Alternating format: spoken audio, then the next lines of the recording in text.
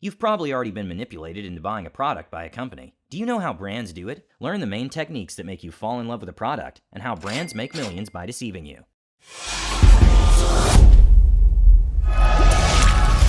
Think bigger.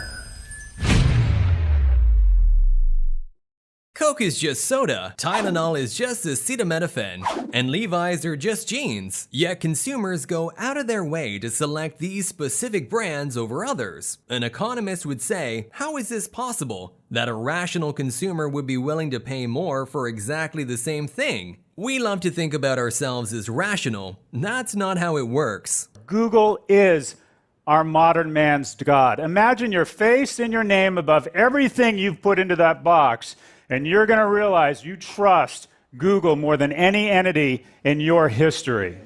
A very famous study done by colleagues at Duke University flashed either the Apple logo or the IBM logo to two randomized groups of participants. The study found that after being subliminally exposed to the Apple logo compared to when you've been exposed to the IBM logo, participants perform better on creative tasks. And the argument is that Apple has been telling you this story over and over again, that Apple is the brand for hip, cool, fun, creative people. This is the true power of brands. They can influence our behavior in ways that extend way beyond the point of sale. So, to what degree can the influence of brands wreak havoc on our ability to make rational spending decisions? This is Your Brain on Money. When I make choices about different brands, I'm choosing to create an identity. When I put that shirt on, when I put those shoes on, those jeans, that hat, someone is going to form an impression about what I'm about. So if I'm choosing Nike over Under Armour, I'm choosing a kind of different way to express affiliation with sport. The Nike thing is about performance. The Under Armour thing is about the underdog. I have to choose which of these different conceptual pathways is most consistent with where I am in my life. And once a consumer makes that choice, their relationship with a brand can deepen to the point where they identify with that brand like family. And once you identify with the brand, it can shape the way you behave. I do not believe you can build a multi-billion-dollar organization unless you are clear on which instinct or organ you are targeting. And it's really interesting because they will also, if someone talks bad about that product, brand, or service, they will be the first to go out and defend. Why? Because an attack on the brand is an attack on themselves. Our research demonstrates how our perception of brands influences our decisions. There's an idea in marketing, which is that we relate to brands in the same way we relate to people.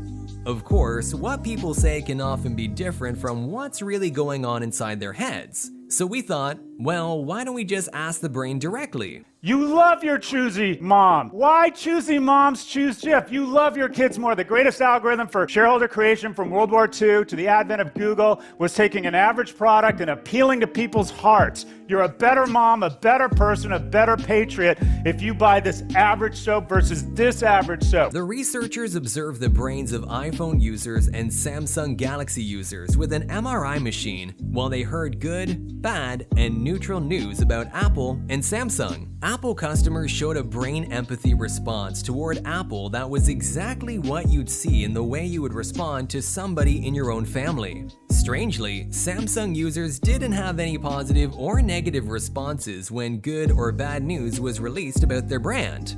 The only evidence that Samsung users showed was reverse empathy for Apple news, meaning if the Apple headline was negative, their brain reflected a positive response. You know, it really shows us that Apple has completely defined the market here. Samsung customers, it seems from their brain data, are only buying Samsung cause they hate Apple. The kicker? The Samsung users didn't report feeling the results their MRIs showed. What was happening in their brains and what they reported feeling towards Apple and Samsung were totally different. Most people just don't realize that they're subconsciously choosing brands because those brands have some kind of self-expression value.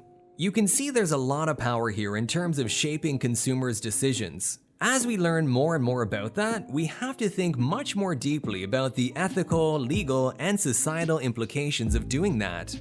Amazon is our consumptive gut. The instinct of more is hardwired into us. The penalty for too little is starvation and malnutrition. open your cupboards, open your closets. You have 10 to 100x times what you need. Why?